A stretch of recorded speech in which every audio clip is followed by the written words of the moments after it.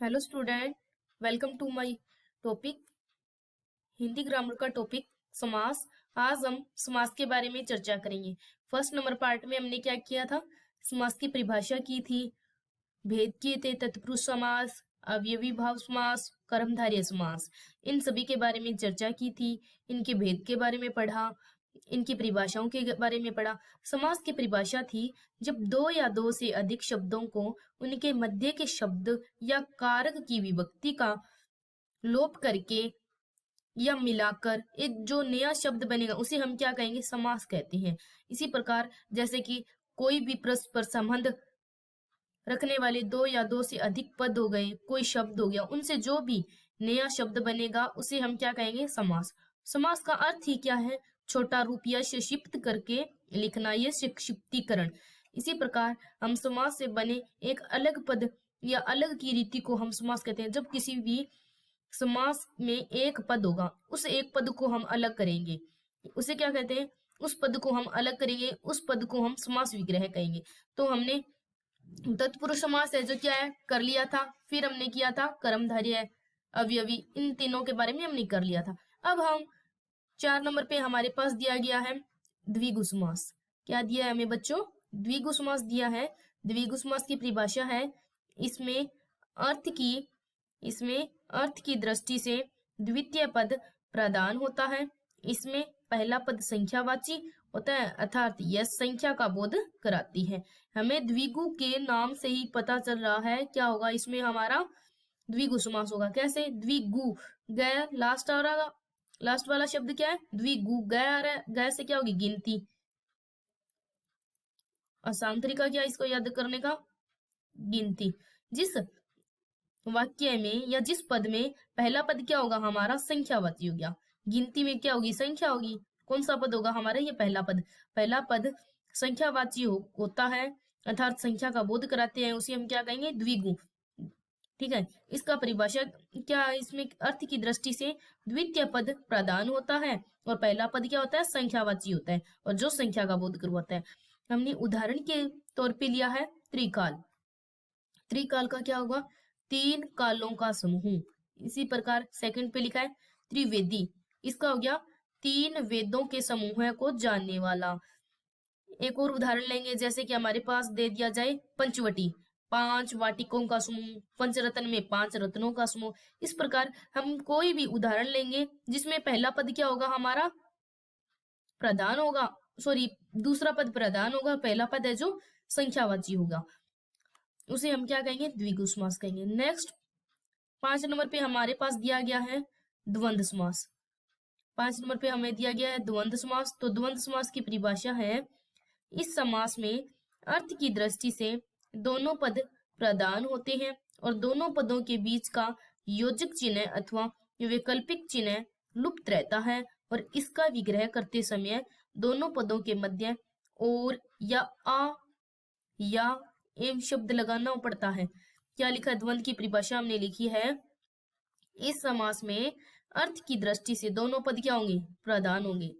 प्रथम पद भी प्रधान और सेकंड पद भी, ये क्या है, दोनों, ये दोनों पद हो गए हमारे प्रधान। फिर क्या दिया है, दोनों पदों के बीच का जो योजक चिन्ह होगा, कोई भी योजक चिन्ह ये दे दिया जाए या कोई अलग कोई योजक चिन्ह दे दिया जाए, उसमें क्या होगा, उस चिन्ह को लुप्त करना है, वो चिन्ह लुप्त रहेगा, और इसका विग्रह करते समय दोनों पदों के मध्य या तो और लगेगा, क्या लगेगा बच्चों, या तो और या फिर या लगेगा, उसे हम क्या कहेंगे, द्वंद्व समास।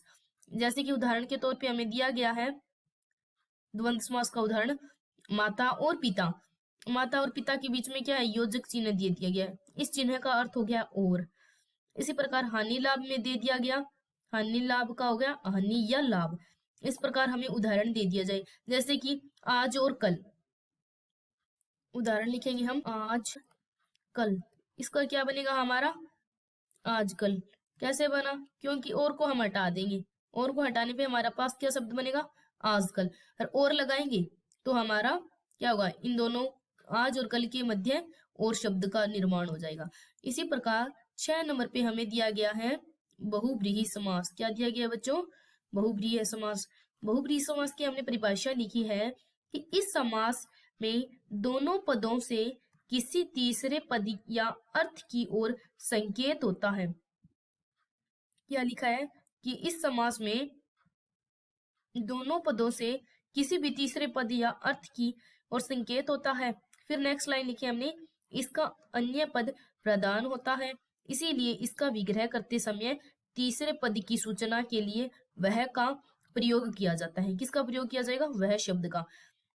जैसे हमने उदाहरण के तौर पे लिखा है नीलकंठ।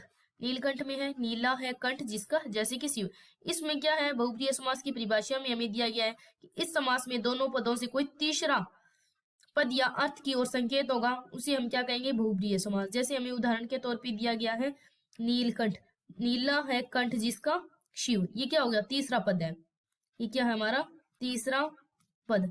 जिस वाक्य में तीसरा पद की ओर संकेत होगा उसे हम क्या कहेंगे? बहुब्रीहि समास। इसी प्रकार पीताम्बर में पीला है कपड़ा जिसका, जैसे कि कृष्ण। ठीक है। इसी प्रकार नेक्स्ट उदाहरण पे हमने लिखा है दशानन, दश है मुख जिसके, रावण। और बहुप्रिय समास में क्या होगा? इस समास में दोनों पदों में से किसी तीसरे पद या अर्थ की ओर संकेत होगा, जैसे कि इसमें अन्य पद क्या होंगे? प्रधान होता है, इसीलिए इसका विग्रह करते समय तीसरे पद की ओर सूचना के लिए वह का प्रयोग भी किया जाता है। जैसे कि हमने यहाँ लिखा नीला है कंठ जिसका का प्रयोग किया, यहाँ पे हमने अर्थार्थ किया है, अर्थार्थ का प्रयोग। इस प्रकार कई शब्दों का भी प्रयोग किया जाता है। समास के अंदर हमने सबसे पहले समास की परिभाषा की थी पार्ट नंबर फर्स्ट में, उसकी उदाहरण और उसकी परिभाषा के बारे में जानकारी प्राप्त की। अब हमने समास का पार्ट नंबर सेकंड में हमने किया है द्विगु समास। द्विगु समास की परिभाषा है अर्थ की दृष्टि से द्वितीय पद क्या होगा? प्रधान होगा, और पहला पद हमारा संख्यावाची होगा। इसी प्रकार द्वंद्व समास की परिभाषा हमने लिखी है कि अर्थ की दृष्टि से दोनों पद प्रधान होते हैं, दोनों पदों के बीच कोई योजक चिन्ह या वैकल्पिक चिन्ह लुप्त रहता है। इसका विग्रह करते समय दोनों पदों के मध्य या और का हमें शब्द लगाना पड़ता है, उसे हम क्या कहेंगे? द्वंद्व समास कहेंगे। इसी प्रकार लास्ट बहुब्रीहि समास किया है, और बहुब्रीहि समास की हमने परिभाषा लिखी है कि इस समास में दोनों पदों में से किसी तीसरे पद या अर्थ की ओर संकेत होता है, और इसका अर्थ या इसका अन्य पद जो प्रधान नहीं होता, इसका विग्रह करते समय तीसरे पद की सूचना के लिए वह शब्द का प्रयोग किया जाएगा, उसे हम क्या कहेंगे? बहुप्रिय समास। आज का जो हमारा टॉपिक समास था बच्चों, यहाँ कंप्लीट हो गया। नेक्स्ट क्लास में हम नया टॉपिक करेंगे। धन्यवाद बच्चों।